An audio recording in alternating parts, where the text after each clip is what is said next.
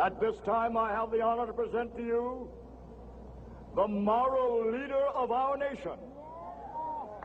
I have the pleasure to present to you Dr. Martin Luther King, Jr.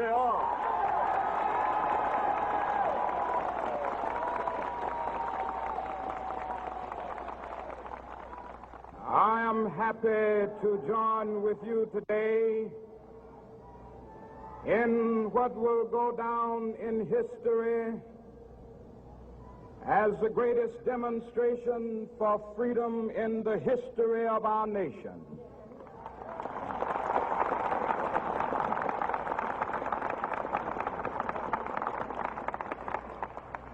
Five score years ago,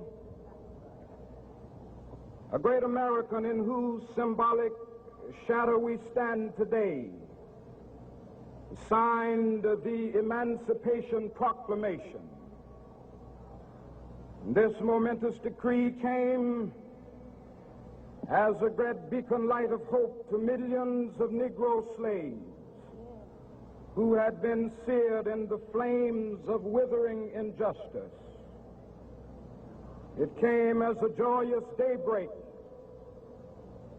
to end the long night of their captivity.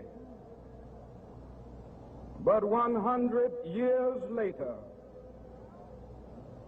the Negro still is not free. 100 years later, the life of the Negro is still sadly crippled by the manacles of segregation and the chains of discrimination. 100 years later, the Negro lives on a lonely island of poverty in the midst of a vast ocean of material prosperity. 100 years later, the Negro is still languished in the corners of American society and finds himself in exile in his own land. And so we've come here today to dramatize a shameful condition. In a sense, we've come to our nation's capital to cash a check. When the architects of our republic wrote the magnificent words of the Constitution and the Declaration of Independence, they were signing a promissory note to which every American was to fall heir. This note was a promise that all men, yes, black men as well as white men, would be guaranteed the unalienable rights of life, liberty, and the pursuit of happiness. It is obvious today that America has defaulted on this promissory note insofar as her citizens of color are concerned. Instead of honoring this sacred obligation, America has given the Negro people a bad check, a check which has come back marked insufficient funds.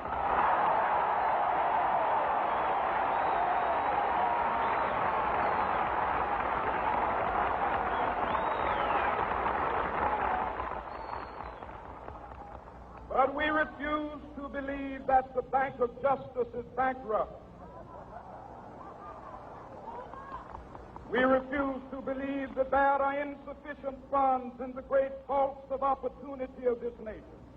So we've come to cash this check, a check that will give us upon demand the riches of freedom and the security of justice.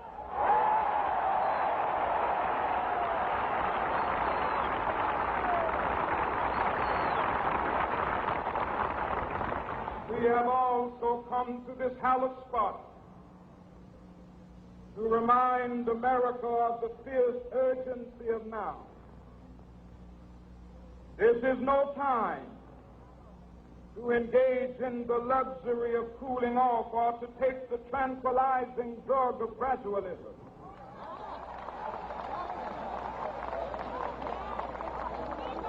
Now is the time to make real the promises of democracy.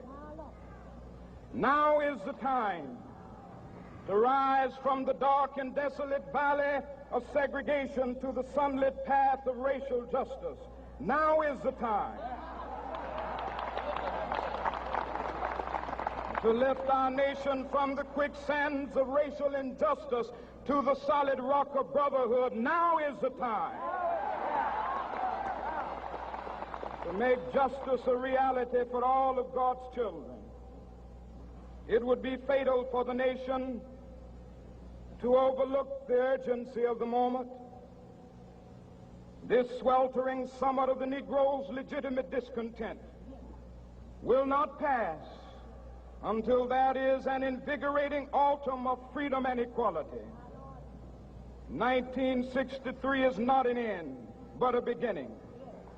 Those who hope that the Negro needed to blow off steam and will now be content will have a rude awakening if the nation returns to business as usual.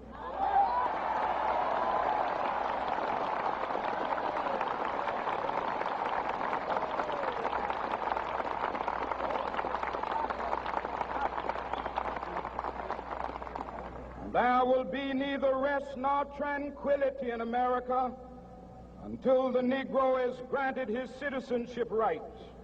The whirlwinds of revolt will continue to shake the foundations of our nation until the bright day of justice emerges. But that is something that I must say to my people who stand on the warm threshold which leads into the palace of justice. In the process of gaining our rightful place, we must not be guilty of wrongful deeds. Let us not seek to satisfy our thirst for freedom by drinking from the cup of bitterness and hatred.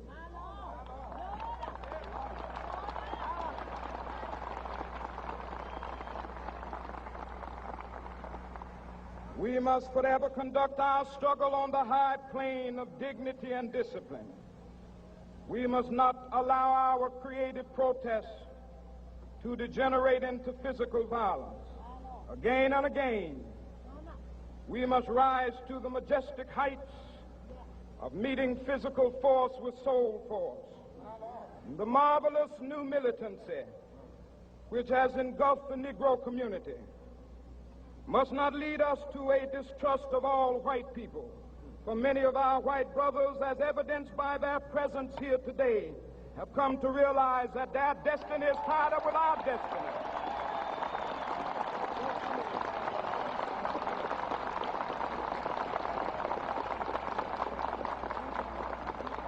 And they have come to realize that their freedom is inextricably bound to our freedom. We cannot walk alone. And as we walk, we must make the pledge that we shall always march ahead.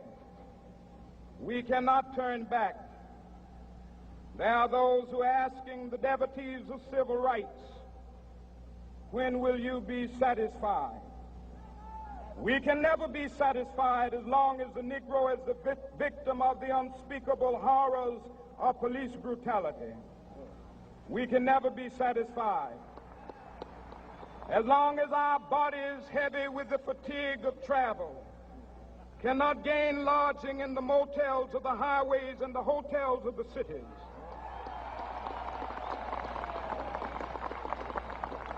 We cannot be satisfied as long as the Negro's basic mobility is from a smaller ghetto to a larger one.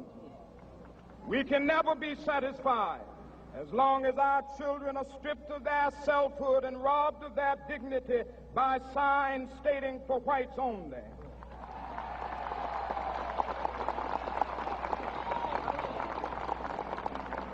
We cannot be satisfied as long as a Negro in Mississippi cannot vote and a Negro in New York believes he has nothing for which to vote.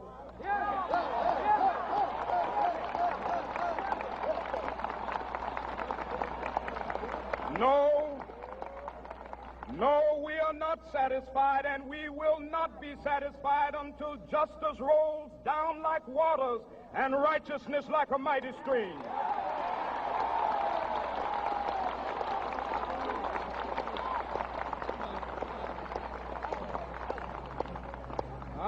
not unmindful that some of you have come here out of great trials and tribulations. Some of you have come fresh from narrow jail cells. And some of you have come from areas where your quest for freedom left you battered by the storms of persecution and staggered by the winds of police brutality. You have been the veterans of creative suffering. Continue to work with the faith that unearned suffering is redemptive. Go back to Mississippi. Go back to Alabama. Go back to South Carolina. Go back to Georgia.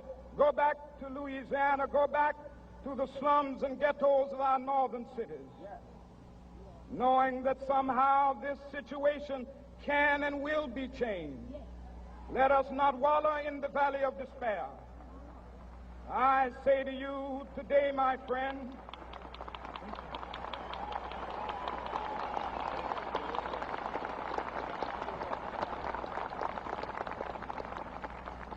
so even though we face the difficulties of today and tomorrow, I still have a dream.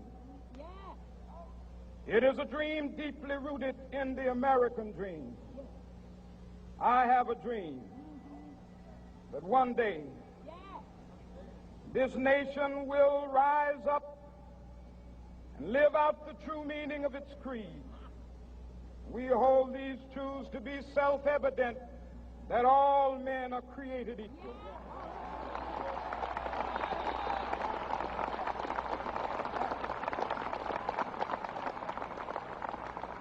I have a dream that one day on the red hills of Georgia, the sons of former slaves and the sons of former slave owners will be able to sit down together at the table of brotherhood. I have a dream that one day even the state of Mississippi, a state sweltering with the heat of injustice, sweltering with the heat of oppression, will be transformed into an oasis of freedom and justice. I have a dream that my 4 little children will one day live in a nation where they will not be judged by the color of their skin, but by the content of their character. I have a dream today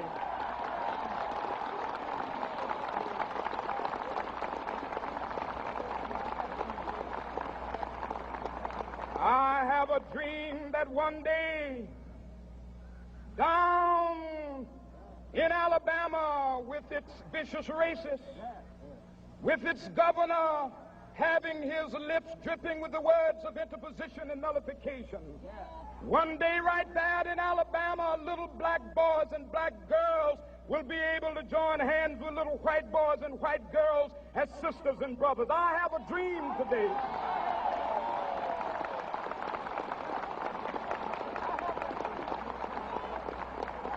I have a dream that one day every valley shall be exalted, and every hill and mountain shall be made low. The rough places will be made plain, and the crooked places will be made straight, and the glory of the Lord shall be revealed, and all flesh shall see it together. This is our hope. This is a faith that I go back to the South with. With this faith, we will be able to hew out of the mountain of despair a stone of hope. With this faith, we will be able to transform the jangling discords of our nation into a beautiful symphony of brotherhood. With this faith, we will be able to work together, to pray together, to struggle together, to go to jail together, to stand up for freedom together, knowing that we will be free one day. This will be the day. This will be the day when all of God's children will be able to sing with new meaning, "My country, tears of thee. Sweet land of liberty, of thee I sing. Land where my fathers died, land of the pilgrim's pride. From every mountainside, Let freedom ring, and if America is to be a great nation, this must become true. And so let freedom ring from the prodigious hilltops of New Hampshire. Let freedom ring from the mighty mountains of New York. Let freedom ring from the heightening Alleghenies of Pennsylvania. Let freedom ring from the snow-capped Rockies of Colorado. Let freedom ring from the curvaceous slopes of California. But not only that, let freedom ring from Stone Mountain of Georgia. Let freedom ring from Lookout Mountain of Tennessee. Let freedom ring from every hill and molehill of Mississippi, from every mountainside. Let freedom ring, and when this happens, and when we allow freedom ring, when we let it ring from every village and every hamlet, from every state and every city, we will be able to speed up that day when all of God's children, black men and white men, Jews and Gentiles, Protestants and Catholics, will be able to join hands and sing in the words of the old Negro spiritual, free at last, free at last,